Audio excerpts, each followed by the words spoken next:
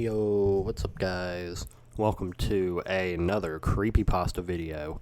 Today we are going to be reading Abandoned Servers, but before we start, I'm just going to tell you guys how much I love you guys. I'm supposed to be studying for a 3-chapter test right now that I have tomorrow, and I haven't started yet. I'm recording this because you guys are just so special to me, and I'm just the best procrastinator in the entire world. Anyway, let's start the story. You know those eerie feelings you get when you're playing a multiplayer game and there's no one on the server apart from you? For instance, boot up Minecraft right now and scope around for some deserted server that's running, but has no one on. Feels pretty weird, right? Well, that's what my hobby is. Going around to these barely running games and seeing what people had left behind. Not just Minecraft either. Counter-Strike, TF2, World of Warcraft. I used all these games to explore the special servers nearly every day. I logged down what was on them, buildings, maps, announcements. Then my friends would come on and wipe or build on what I had documented. I'd get paid about $50 for every server I cleared, depending on the size. So anyway, I'm sitting there, sipping on a Coke. Oh my god, who is texting me? I'm the worst creepypasta YouTuber ever, hold on. Okay. When my unnamed friend, due to security reasons, rings me up over Steam and says there's a big indie game map that was just abandoned, and he wants me to check it out. He also mentioned that the map was larger than normal, so he'd pay me around $100. I accepted and went to download the client. It was an old website. The design was pretty poor, and it didn't look very popular, so I speculated that he just wanted me to see if it was working. I created an account and booted up the game. It looked normal enough, sort of like Second Life, that game where you play as yourself and run around and buy/build stuff. I started at the server maintenance screen, went over some of the hosting stats, and found that the server was being run from a single tower that had a proxy. I couldn't list the location to get a proper ping to report for my friend, but since he was probably going to delete it, I guessed I would just make it up. I scanned over the other servers. It seems like this was the only active one. He was probably going to wipe it and demolish the company project, so I guess that it was why I was getting such a big bonus for it. Logged into the server, and the loading screen came up. Hints, a bar, and some pictures of people playing. The usual. After the screen had completed, my avatar was dropped into a little forest, which I assumed would be outside of any main city or town. I walked forward, hoping that some sort of tutorial would guide me around, but nothing happened. The graphics were quite advanced for a game its age. The forest spanned for ages, and the trees were like that of Elwyn Forest of World of Warcraft. I told all this to my friend as we kept the channel open for fast communication. After walking around in the forest for about 20 minutes, I came to a bigger than normal tree. It had this large door on the front, and looked as if it had been carved into the wood by hand, kind of like the ones from Nightmare Before Christmas. But anyway, the cursor came up with an interaction symbol. Then the screen went black, and my voice channel cut out. There was no loading screen, only the sounds of the poorly looped 8-bit music that was on the last loading screen. I waited and waited until finally the game came back, along with my voice channel. The only thing in the entire tree was a big mirror, totally separating its middle from the other half. My character walked up to the tree, without my control, and put his hand toward the reflection. After this, I was suddenly brought to my desktop.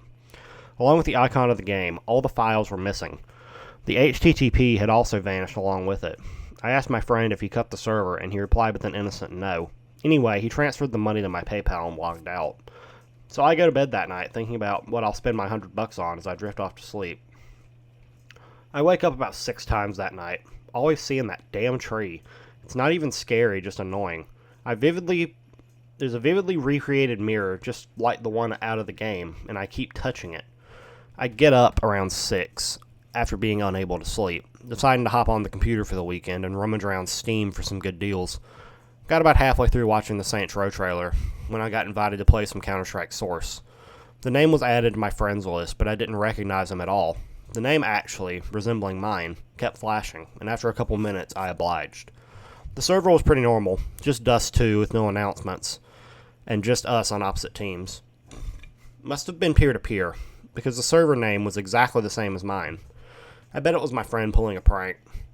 After I'd gone through the options and gotten my game all set, I decided to buy an AWP to shoot this guy with. But whenever I pressed the key, I'd assigned to the bind. The game froze and went back to normal after about 2 seconds. I decided it was some buggy server coding and continued the game with the trusty old Glock. After I ran out of spawn, I heard a faint laugh/giggle from the other side of the map. I brushed it off as a plugin script and kept running around. I looked for the guy for about 10 minutes until I was about to leave. Then I saw him in the corner of my eye, running around under the walkway. I followed him under, but when I re-emerged on the other side, I wasn't on the other side of the map, but the inside of the big tree, and the large mirror stretched across my screen. The reflection was not of the terrorist I was playing as, but me. Sitting there at my keyboard, I threw my headset off and checked my webcam. Nothing was turned on. What the hell is this? In my reflection, my hand extended from my mouse and began cutting into my arm with its nails, smiling and giggling the entire time. I screamed and turned off the computer. Before fading to black, my face flashed on the screen, all distorted and rotted. I waited for about 4 days before turning the computer back on. I need to do this, I told myself, for work. I turned the computer back on and started Word. The program immediately shut down and began booting up Battlefield 3. What? I said out loud. I wasn't even using Battlelog. This was too suspicious. I was about to turn the computer off in fear of seeing my doppelganger start going all cutty again. Yes, honest to God, that is the real words in this story. But then I saw I was invited by my old friend. The server was pretty normal. Just a squad DM on a Caspian border. I spawned in and selected my weapons. After this, I alt-tabbed and opened a chat with my friend. Hello? I said into the mic. Only static returned.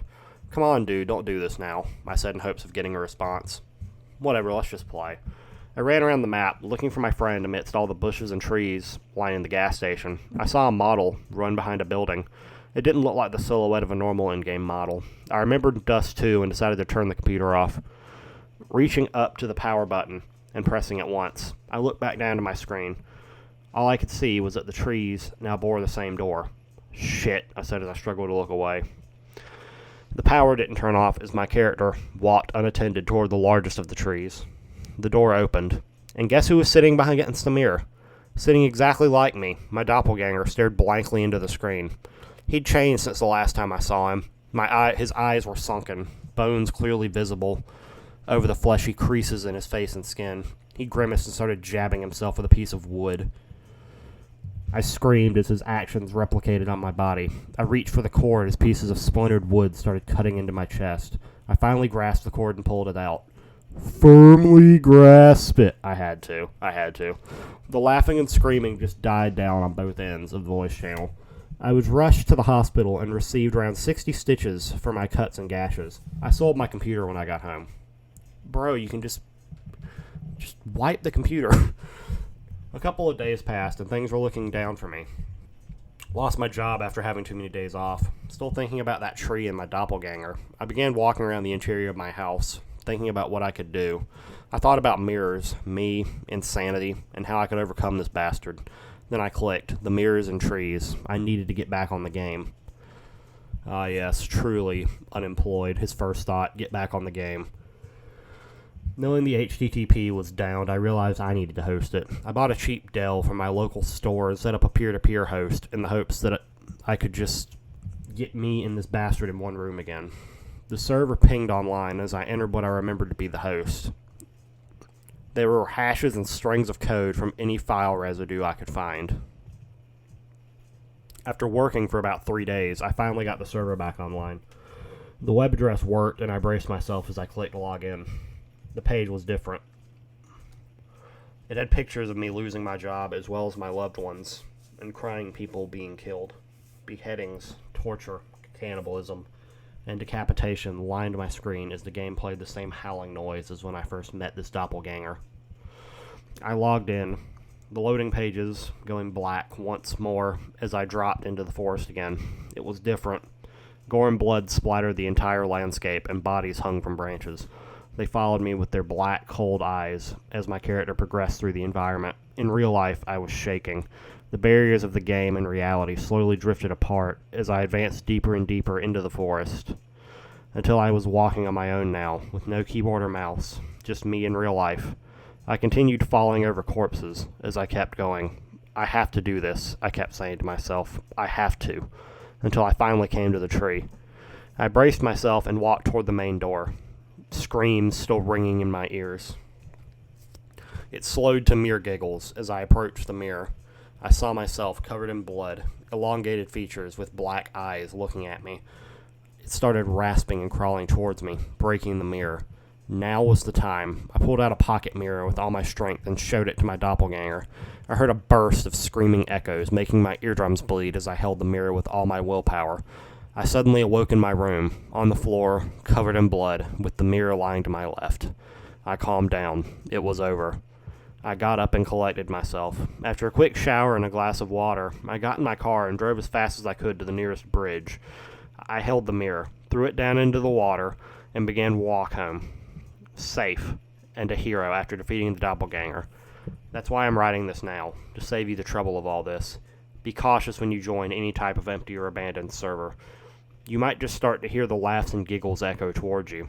If you encounter your own doppelganger, I fear for the worst. A couple of months ago, the police dredged lakes across the county and found mirrors exactly like the one I used to defeat him my first time. I have a hunch he won't make the same mistake again. Well, that was a really good creepypasta. I hope you guys have enjoyed it, and I will see you in the next one. Peace.